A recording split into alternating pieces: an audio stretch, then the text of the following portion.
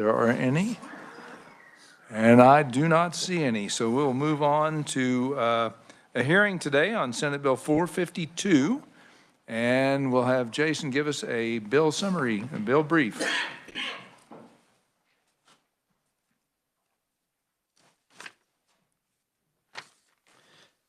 Thank you, Mr. Chairman, members of the committee. Senate Bill 452 amends various statutes to make certain provisions of state law that are applicable to state law enforcement officers and agencies, also applicable to federal law enforcement officers and agencies.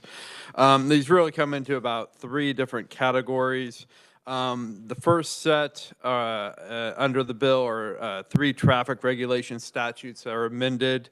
The first, 8-1102, regarding abandoned vehicles, allows law enforcement to move abandoned vehicles that are interfering with law enforcement operations, and that would also apply under the bill to federal law enforcement operations. The amendment to 8-1404 would include law enforcement vehicles that are owned by the federal government within the definition of authorized emergency vehicles within those traffic regulations. That's along with fire department, police, and emergency services vehicles. And then the other traffic regulation amendment is 8-2010 to include vehicles owned by the federal government as vehicles that do not have to be designated as authorized emergency vehicles by a board of county commissioners under a specific provision regarding county designations under the traffic regulations there. The second set of statutes amends two criminal statutes dealing with interference with law enforcement and public business. The first one, 21-5904, is a crime of interference with law enforcement. Makes it a crime to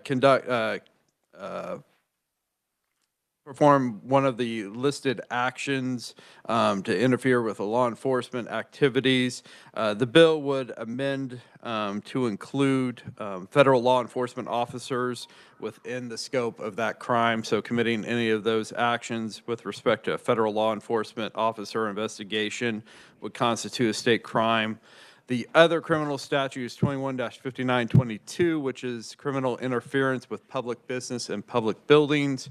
This amendment under Senate Bill 452 would expand that to include public buildings owned, operated, or controlled by the United States. And then finally, the bill would amend 75-6104. This is a statute regarding governmental immunity for certain actions. It provides civil liability immunity for governmental entities and employees for damages arising from various governmental functions. The bill would expand the list to also include enforcement of any federal law or executive order as one of those governmental functions to which the civil immunity would apply. All of these amendments will go into effect on July 1st of this year if the bill is enacted, and I'd be happy to stand for any questions. Thank you, Jason. Committee, any questions? Senator Fasquedo. Thank you, Mr. Chairman. Jason Long, thank you. So regarding the abandoned vehicles on the highway, so, you know, like sometimes they have that orange sticker on them, and I don't know if that means that the owner is eventually coming back. You know, maybe they just broke down with a flat tire. So how do we make the distinction of an abandoned vehicle that now this legislation would allow law enforcement to, you know, move it? So, yeah, thank you, Mr. Chairman. Jason. Yes, so the provision in question is abandoned or unattended motor vehicles that are interfering with public highway operations or law enforcement operations. And so that's really the determination, I guess, in terms of whether or not the vehicle is just marked as being abandoned on the side of the road or is actually removed, towed away to alleviate that interference. Whether the basis for that determination, I'm going to have to defer to maybe one of the conferees can give you more information on that. Yeah. Senator Clifford. Thank you, Mr. Chairman. Page 3, lines 40 to 42. Does this only apply to this section under which it exists? I guess that's section 1, or does it apply throughout the bill? Would it apply in section 2, in other words? Yeah, so at the Or bottom 3. of page 3, starting in line 40, that's a new subsection creating a definition of law enforcement officer that is only applicable to this statute, 8-1102. And so it just clarifies what is a law enforcement officer under that provision of abandoned vehicles right above there, starting in line 23. So that definition is only applicable to that one particular statute under the bill. Follow up, Mr. Chairman. So then, and I haven't read into detail to know, it wouldn't apply in section 3 then, or 4, that a law enforcement officer would include a federal law enforcement officer. So I would direct your attention to page 6, starting in line 18. You'll see similar references and the same definition of law enforcement officer there in line 21. So that picks up the same definition to make it applicable there in section 4 to that criminal statute of interference with a law enforcement. Thank you, that clarifies it. Thank you, Mr. Chairman. Senator Fasquedo, and then Senator Francisco. Mr. Chairman, Jason, so the interference of law enforcement to perform their duty, so is this just on the highway or our roads within our city limits?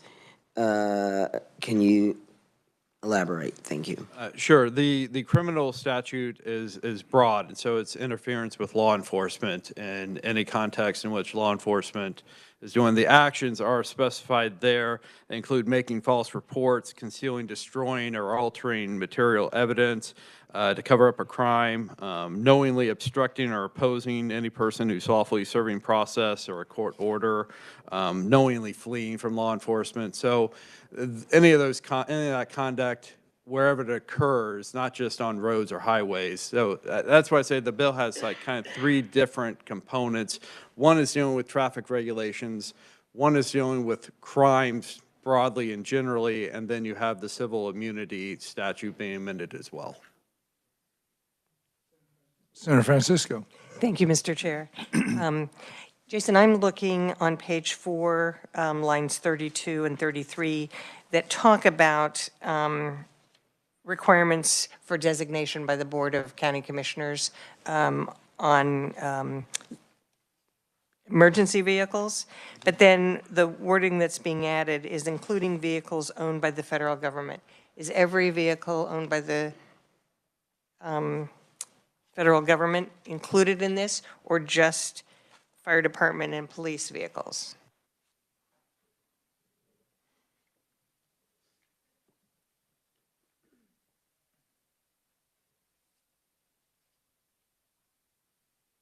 I think is referring to the way the language is worded there in line 33. As I read the bill, it is applying that to fire department and police vehicles that are owned by the federal government.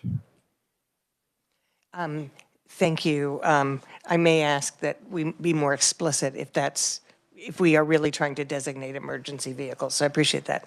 Okay. Any further questions? Seeing none, thank you, Jason. And we have proponent testimony this morning. First from Senate President Ty Masterson. Senator Masterson, welcome to Fed and State. Thank you, Mr. Chairman. And my interest is big picture, right? I don't want the situations going on in Minneapolis happening in Kansas, right? So my instructions on the bill were find those gaps, because we had gaps in the ability to move vehicles. I mean, people could stack abandoned vehicles and abandoned vehicles in the way of law enforcement. And what you saw up there were people were putting themselves in harm's way, right? Getting in front of vehicles and that type of thing. I trust you guys to mow through the details, but this is allowing, we did have some gaps. You want any law enforcement action to be unobstructed and people putting themselves in harm's way, right? You saw some very bad outcomes up there, and we have an opportunity to clean that up. I wanted to add something too that I didn't see when I first requested, that the state of Florida has passed what they call a HALO law, a certain distance you need to stay back from the action, and I would like to see you guys potentially amend that in. I'd like you to review it. I'm asking you to review that HALO law, and I think that's appropriate to amend into this, and you can work through that. But the idea is to work through, and like the vehicles owned by the federal government, whatever the agency is. I mean, if you've got drug enforcement or ATF or immigrations and customs, whatever it is, if their vehicles are included in this, right? If you're just in a Suburban, I don't know, I want to make sure it's not so narrow that if it's a Suburban or even a sedan, but it's in that action, that it's then excluded. I'd want to make sure any vehicle owned by the agency working in the action would be included, would be my request on that. And there was just gaps in definitions of what the allowed, because the whole purpose of this is to keep people safe while you're rolling through these actions. And nobody's First Amendment rights are being stripped. You can still protest an action or do it, but you wouldn't be able to put yourself in harm's way doing that or impede the whatever the operation is. So mine's got a big picture. I trust you guys to mow through this. Would love to see you support this. If you feel there needs to be some major changes, I'd love for you to consider the HALO Act in here. But with that, Mr. Chairman, I'd stand for any questions. And since I'm sure the Senate President has plenty to do, we'll have him stand for questions now. Committee, any questions? Senator Tyson. Thank you, Mr. President, for bringing us the bill and for suggesting the HALO Act. We've made the request on the language. I'm going to be proud to offer that amendment, so I appreciate you suggesting that. Thank you. Any other questions, Senator Fasquedo? Thank you, Mr. Chairman and President.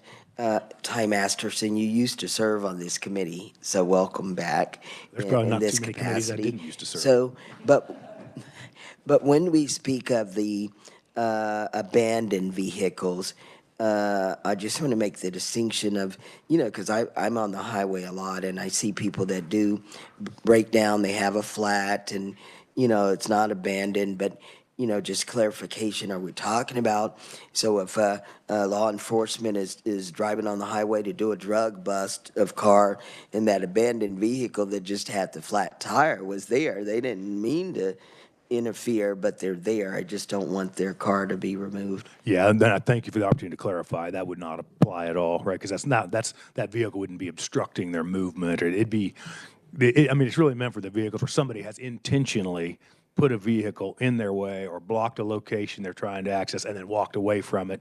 We just had gaps in our law that allowed for them that didn't allow for them to make that movement. So it would not apply to any, or if someone's just broke down on the street, in town, somebody had a car that is no longer operable and it's sitting there, that's a whole nother issue, and this doesn't apply to that at all. Any other questions? Seeing none. All right. Thank you, Mr. sir. Chairman. Thank you, Appreciate it guys. very much. Next up, we have Ed Klump, the Kansas Sheriff's Association. Ed, welcome to committee. Thank you, Mr. Chairman. Committee member Ed Klump. I'm here today representing the Kansas Sheriff's Association, Kansas Association of Chiefs of Police, and the Kansas Peace Officers Association. We're very pleased that this bill came forward. We're glad to support it. I want to start out with a quick statement of what this bill does not do, because I think that's important as we go into this. This bill does not give federal law enforcement officers any authority they do not have today, okay? The second thing it does not do is it does not give local or state law enforcement in the state of Kansas any authority to enforce any federal law that we don't have that ability to enforce today. There's nothing in there about this. This bill, as President Masterson said, is all about giving us tools to deal with these demonstrations and disturbances when they escalate to the point where they're interfering with access to federal buildings or interfering with federal law enforcement. And so I'll just run down through this and try to describe those things to you. First of all, everybody thinks of ICE right now, right, when we talk about this. But this is really more than that, because we work alongside FBI, DEA, ATF, U.S. Marshals all the time. And we have these same issues that can happen here. And so it applies to all this. It's not just about ICE. So Section 1 is the one on the abandoned vehicles. And Senator Fasquedo, to clarify that, the difference is that if a vehicle is abandoned like you're talking about, where it's broken down, flat tire, things like that, it's not causing a roadway obstruction, and it's not interfering with any function where it's sitting, then that's where the 48-hour notice applies. And it isn't abandoned, isn't subject to tow until that 48 hours has passed. If we happen to come across and create something right where that vehicle is sitting, we have created that. They didn't create that. That would be handled as a 48-hour violation, okay? So it wouldn't apply to that. This is only, like President Masterson said, where they intentionally leave a car abandoned in a way that it interferes with the law enforcement function. And it would help us even when we don't have that protection right now if they're interfering with us. And so it also adds that for us, as well as adding the federal law enforcement officers to it. And so that's an important piece, because we see that in these demonstrations. That's a typical tactic they use. And when they cross that line, from the peaceful and lawful demonstrations. In Section 2, that definition there, we think that's appropriate. I would agree with Senator Francisco that I think that needs clarified to apply to federal law enforcement vehicles, not any federal vehicle. And I did notice a typo in that the vehicle's not owed, it's owned. And I think they've already spotted that. So I think that's a good suggestion. And then obviously we don't want to have the county commission approve every federal law enforcement vehicle that comes in. We jump down to Section 4, and this to me is the one that is really an important tool for us, and that's the interference. So let me describe how that works today. Today, the interference statute applies to interference with any law enforcement officer. Now, on the surface, you'd think, okay, federal's already covered, right? But it's not, because in the criminal code, you look at the definition of law enforcement officer, and it's specific to state and local law enforcement officer, not federal law enforcement officers. So here's the dilemma we run into. Some federal agency, U.S. Marshals, the most common we run into, they're doing an operation trying to take a wanted felon into custody, and people start interfering with them. Under current law, that is not a state law violation. Local law enforcement, state law enforcement cannot enforce federal law. We can enforce state law, local law, we cannot enforce federal law. We can arrest sometimes on a equivalent state law and then transfer that case over to the federal agencies. But we cannot on our own arrest on a federal violation. And so what this does, by including federal law enforcement officers in this statute, that allows us, when we view an interference with those federal officers, we then, as state and local officers, can take charge of that situation and stop the interference. Well, the federal officers don't have to deal with that.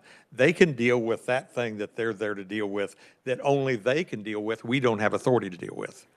And so that's where this comes into play, and it's a very, very important tool to us, because that keeps the federal officers safe. It allows them to do what they're there to do while we take care of the interference, and then afterwards we can sort out whether that case will be prosecuted either in the district courts or in federal court. So that's how that would work. Section 5 of the bill has to do with blocking public buildings. We have a statute on the book now about blocking public buildings, but it doesn't include federal buildings. By definition, it doesn't include that. So this fixes that and would allow us to address those issues. And sometimes this will be in combination with those Section 1, where they block those buildings or access to them by abandoning a car right in the driveway or right next to the door where you can't get in and stuff. So that's how this all plays together. So this bill is all about giving us tools to deal with these things when it escalates into an interference situation. As long as there's no interference or vandalism going on or things like that, then people are free to demonstrate, to voice their opinion, as we value in this country under our Constitution. And with that, I'll stand for questions. Thank you, Ed. Let me address the halo. bill. We support that. We've actually talked about that in our associations for several years. This is kind of a new thing that's been coming up. I think, I don't know if Florida was one of the early ones, but some of them have had it for 3 or 4 or 5 years now. We've been kind of waiting to see how the case law plays out on it. Case law has been supporting this so far in other states. And so we were kind of waiting before we pushed this. So I'm glad to see it potentially be added here. It would be welcome to us. Committee, any questions for Ed? First Senator Clifford, then Thank Senator you, Dietrich. Mr. Chairman. Ed, thanks for being here. Would this prohibit a governor or a city mayor from interfering with the cooperation between local and federal officials? None of this would address any of that done by an official action. In other words, if they said, no, you can't do this or you can't do that, it wouldn't address that. This is direct interference with the law enforcement officers, not an indirect interference or order telling us we can't participate in something. Thank you. Thank you, Mr. Chairman. Or failure to Right. allow the law to be enforced. Yeah. Senator Dietrich. Thank you, Mr. Chair, and thank you for being here. So on the HALO law, is there a distance that you think is more appropriate than another to keep everyone safe? I don't recall what the distance is, but the statutes that are in place, and I think this was fashioned after It's 25 Florida was feet. 25 feet. 25 feet? That seems to be the standard, and that's the one that I think has already been in at least 1 or 2 challenges in other states. Do you feel that's reasonable for safety? I do think it's reasonable. It's close enough that you don't interfere with their right to videotape us or to yell at us or things like that. But it's far enough away that it doesn't interfere with our ability to deal with the situation we have at hand and put the people we're dealing with at risk or to put us at risk. Thank you. Thank you. In fact, when I took my conceal and carry class, they were saying if you're in that 20 to 25 foot range, someone can get to you before you have an opportunity to respond. Yes. So that it's kind of a safety zone. So I think there's actually some logic behind that. And it's especially true when we have our attention divided between people yelling at us and people we're dealing with. Yeah.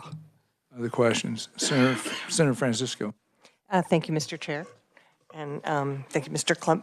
So you didn't speak to Section 6 of the bill, and this is adding that, an employee acting within the scope of their employment shall not be liable for damages.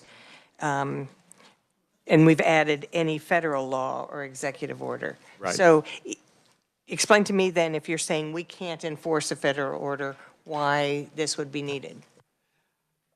Because we will be somewhat assisting federal officers in that endeavor by stopping that interference with them. That it's always potential that we would be named in a lawsuit if somebody sues on the action overall. I'm not an expert on that area of the law, but it's my understanding we would still have to be acting in good faith, and we can't be taking actions that aren't reasonable.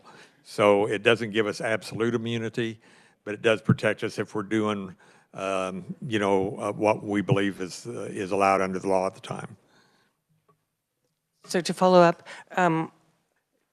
what's the reference that you would be having to be acting in good faith? And this doesn't apply, more immunity than that? Well, I mean, that's kind of a standard legal term in civil actions against law enforcement, or if we have no reason to believe that, for example, a law is not unlawful, and we're acting in faith on that law, then we wouldn't be held accountable to that because we had no reason to believe that it was unlawful, even though a court may later determine it is, or unconstitutional, for example. So those kind of things. It's a matter of us doing what a reasonable person in our position with our training would do, is what it boils down to. And I will check with the Attorney General to see if they can give us some clarification on that before we decide to work the bill. So we've got some clarification. I'll make sure that I understand that and we can convey that information to the committee.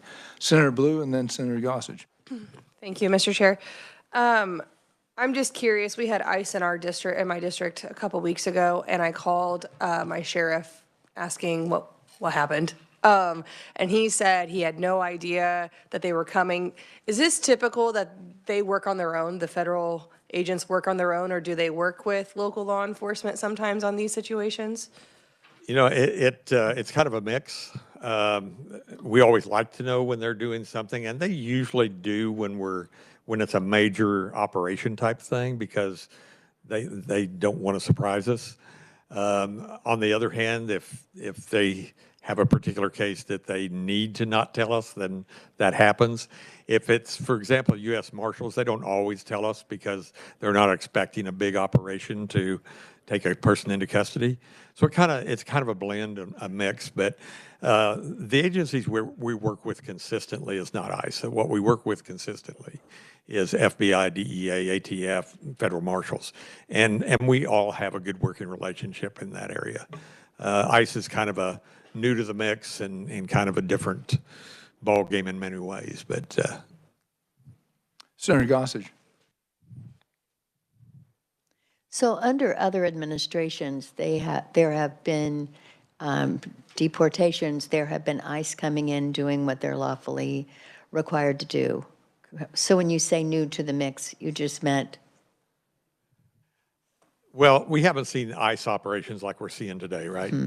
And so, and we haven't typically in our state seen the demonstrations like we've been seeing in, Minnesota, California, Oregon, Washington, in those states like that. Even down in Texas, I think they've been having some. So our relationship with ICE, we have worked with them, but and we communicate well with each other within the state. And so generally we get those notifications. It just doesn't happen with the frequency it does with those other three-letter federal agencies. And then one last question, and I'm not sure if this is for you, Ed, or perhaps for Jason. I was reading through the Attorney General's testimony, and I'm trying to find specifically in the bill where it talks about impeding or interfering other than the vehicle on the side. Is there some place particularly? I think you're talking about the interference with law enforcement officers. Right. And that is in I'm assuming that's already in law. 4, I believe. Is that right, Jason? Section 4? Yeah, page 5. I see it now. Thank you very much. It starts at the top of the page there. And of course, the change is down in, I think Jason pointed out, or somebody did, on page 6, lines 18 through 22. So when it says interference with law enforcement, then we have defined law enforcement to include Right federal law now, enforcement. this statute only covers interference with state or local law enforcement. It does not cover interference with a federal officer. Thank you so much. Thank you, Mr. Chair. Any other questions?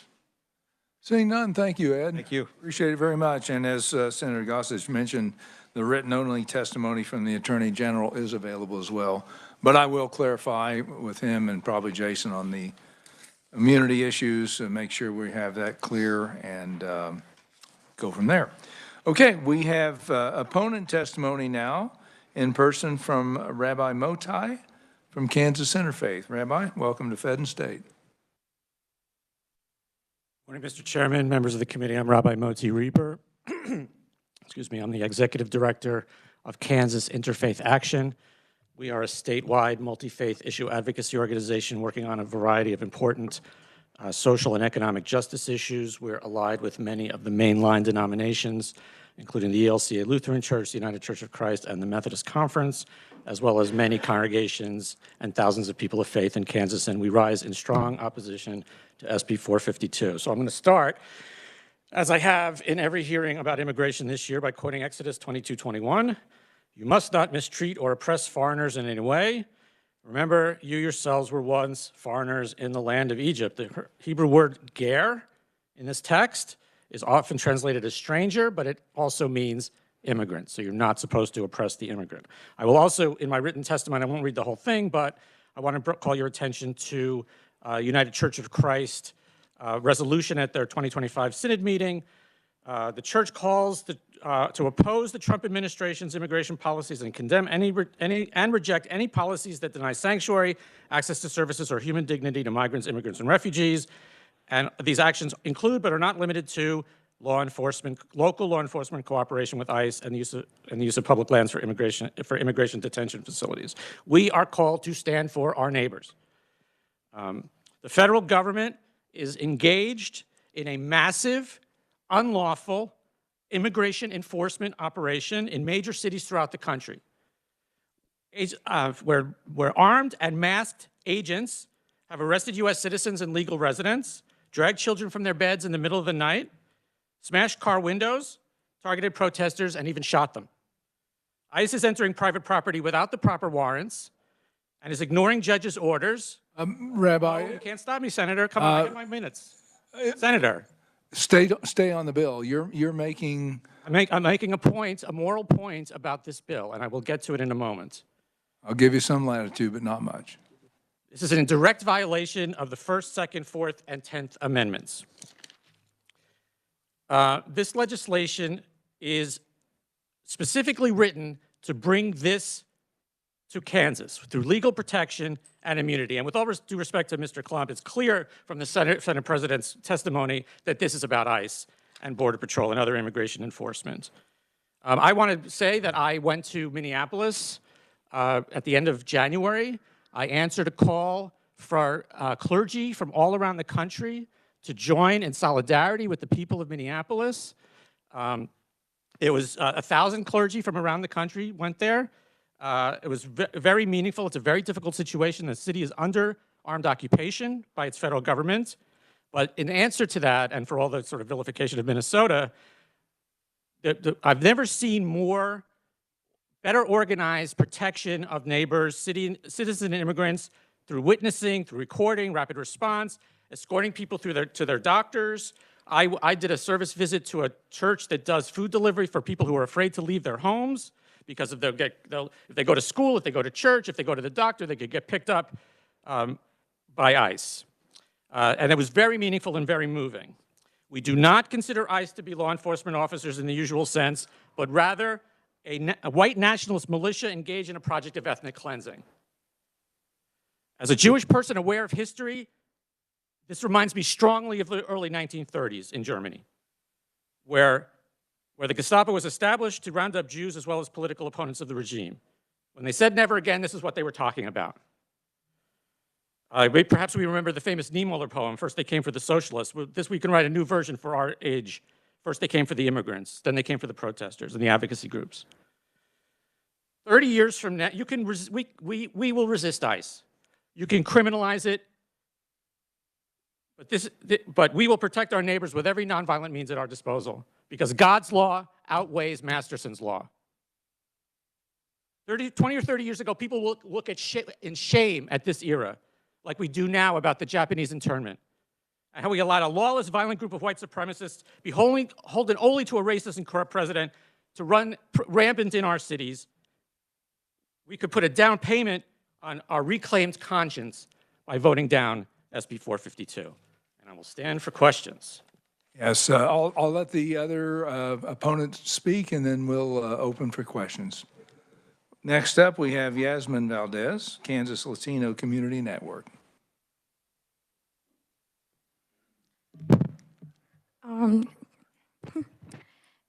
Good morning, Chair Thompson and members of committee. Thank you for the opportunity to provide testimony opposing SB 452. My name is Yasmin Valdez, and I serve with the Kansas Latino Community Network, a nonprofit organization working alongside families and communities across the great state of Kansas.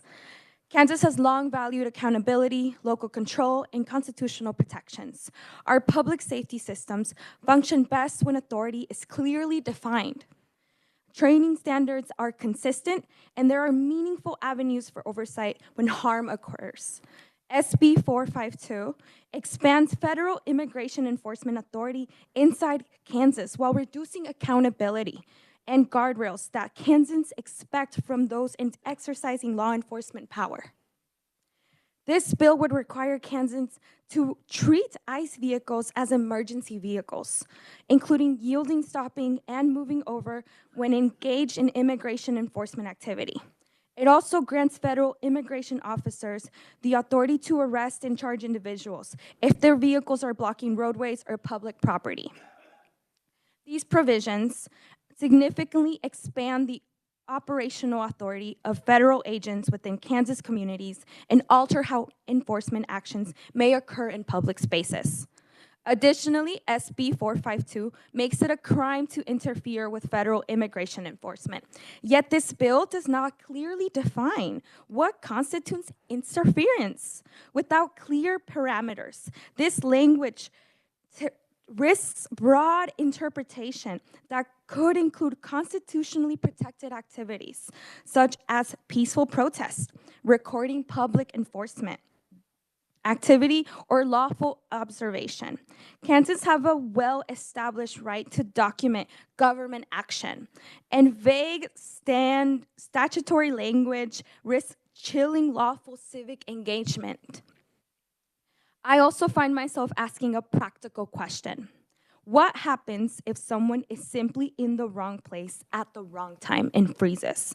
This is a very normal human reaction in a tense and scary situation. Could a moment of confusion or fear now be treated as a criminal-led and lead to detention? That is not what safety looks like to many Kansans.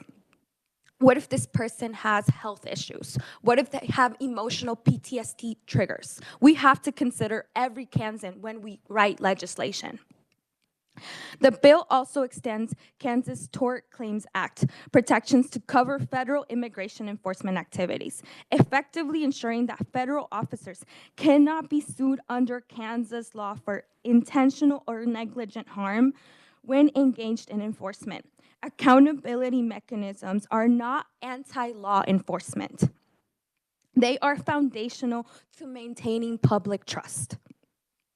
When avenues for legal recourse are narrowed, confidence in public institutions diminish.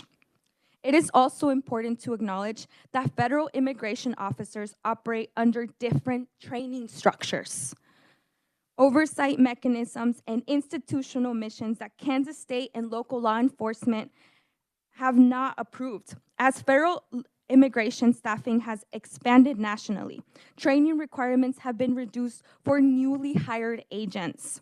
In contrast, Kansas law enforcement officers complete extensive training that before serving in the field and remain subject to state-level accountability systems. These are Kansas police officers that live in our communities and that we can point to. Extending equivalent liability protections without equivalent training standards or oversight structures raises serious questions about what this law really wants. Beyond civil liberties, this bill does not demonstrate how expanding immunity or enforcement authority measurably improves public safety outcomes for Kansans. Public safety policy should be grounded in clear evidence and defined benefits. This justification has simply not been presented with this law. SB 452 also raises practical questions about jurisdictional clarity. How will coordination occur between local sheriffs, municipal police, and federal immigration agents operating under expanded authority? When we just heard that sometimes ICE doesn't even communicate with our local sheriff's departments. What reporting or oversight mechanisms ensure transparency when enforcement actions take place? Expanding federal operational authority without corresponding state-level oversight risks confusion and undermines the local control that Kansans value. Kansans can support lawful enforcement while still upholding accountability, constitutional protections, and balanced governance. Authority must be marched with responsibility. SB 452 shifts that balance by expanding federal power included in our state without adding meaningful safeguards. For those reasons, we respectfully urge you to please committee oppose SB 452. Thank you so much for your time and consideration. Thank you, Yasmin. Committee, we also have written-only testimony from 7 other folks listed here in written-only opponent testimony. And with that, I will open up for questions for any of our opponents. Let's try to confine questions and answers to the bill itself, if we might. Senator Faustigedo. Thank you, Mr. Chairman. Yasmin, young lady, come back to the podium.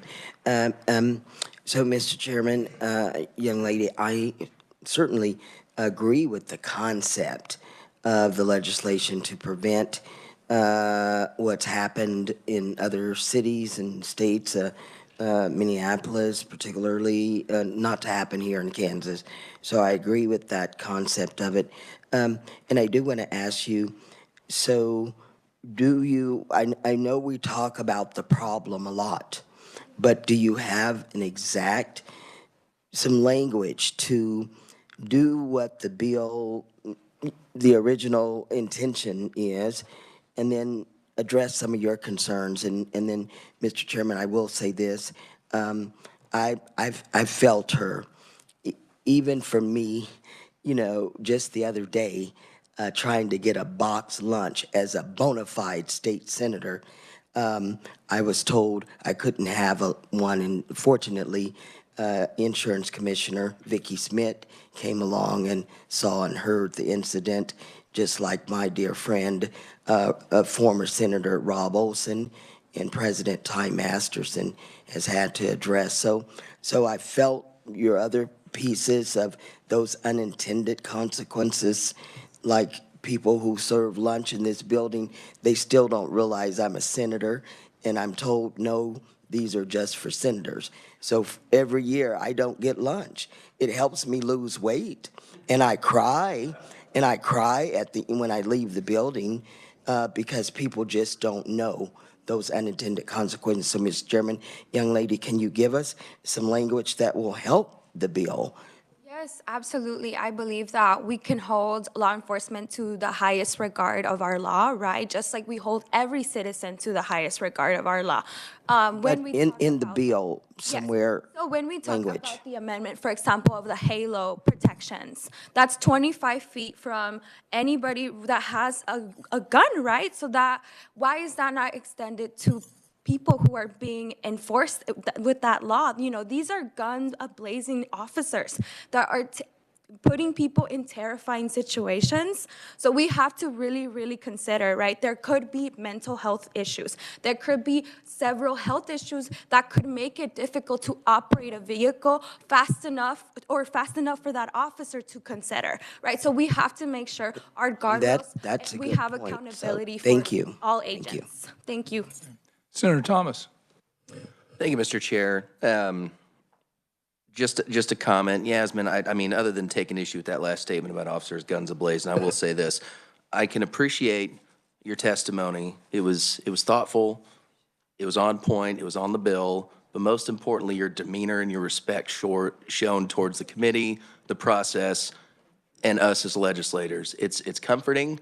Even when there's opposition, it's nice to be able to have a civil conversation. And so I just want to let you know that I thank you for your testimony and the way you presented it to us.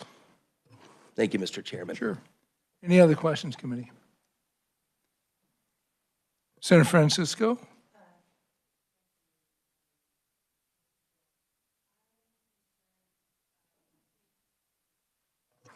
Thank you.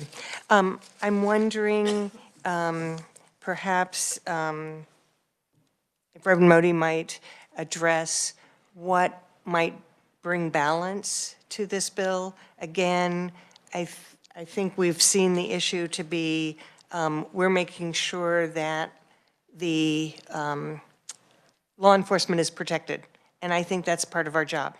But part of our job has to be, how do we protect those individuals who are protesting?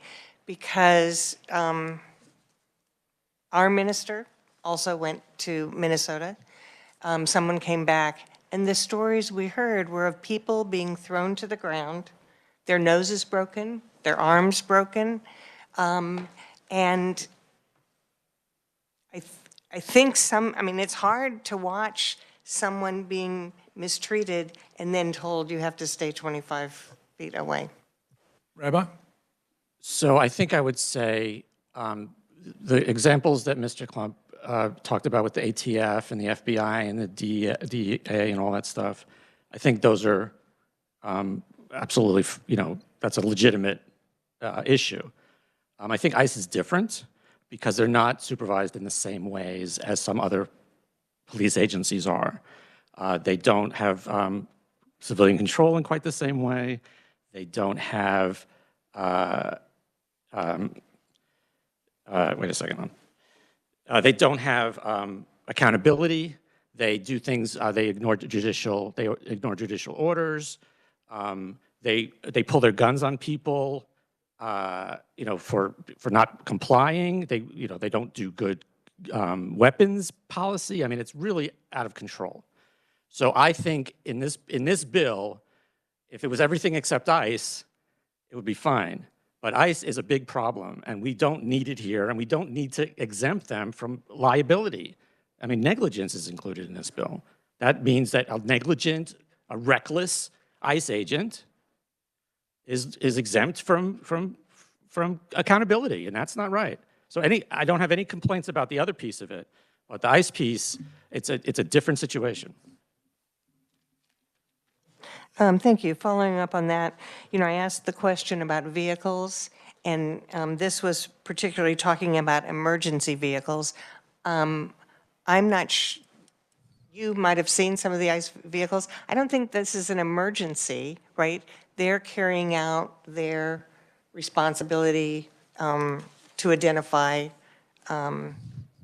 hopefully, illegals who were criminals. I don't think that's what's happening, but so would you think that ICE vehicles would come under the guise of emergency vehicles? No, I would think that ICE should not have any law enforcement responsibility towards anybody other than undocumented immigrants. So to have them just be able to pull cars over or whatever is not appropriate under the circumstances. They don't have that authority.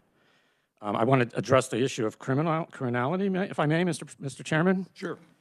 So there's two things about that. One is that first of all, I saw a post that the Senate President posted about criminal illegals, which I think is a demeaning way to talk about people.